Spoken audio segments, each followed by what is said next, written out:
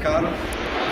दिनांक 9 एप्रिल 2026 गुरुवार रोजी संपूर्ण विश्वामध्ये नौकार महामंत्र दिवस आयोजित केलेला आहे.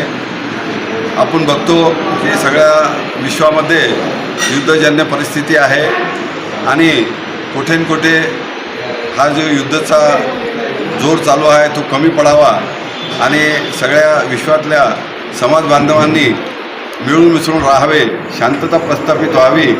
त्यासाठी जैन इंटरनॅशनल ट्रेड ऑर्गनायझेशन जितो छत्रपती संभाजीनगर फाउंडेशन या चॅप्टरने आणि पूर्ण विश्वामध्ये एकाच वेळी सकाळी 8:01 पासून 9:36 नौकार महामंत्राचा जाप आयोजित केलेला आहे.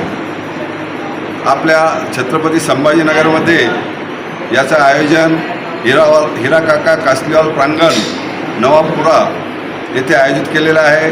सकाळी 7:30 वाजता भक्ती सकाळ याच्या माध्यमाने आमचे जे मनीश्वर संजय कुमार संचिती हे भक्तिगीत सादर करून चालू करतील.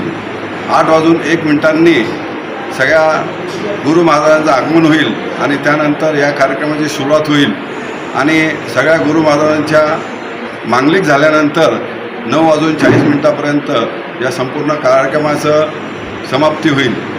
या कार्यक्रमासाठी माझी सगळ्या समाज बांधवांना विनंती आहे की पुरुष वर्गांनी सफेद ड्रेस आणि महिलांनी येलो कलरचे ड्रेस किंवा साडी परिधान करून या कार्यक्रमात जास्तीत जास्त संख्येने उपस्थित राहावे, जेणेकरून विश्वशांतीसाठी आपल्या पूर्ण समाज बांधवांचा आणि समाजेतर बांधवांचा सगळ्यांचा हातभार याला लागेल आणि लवकरात लवकर पूर्ण विश्वामध्ये शांतता लावेल.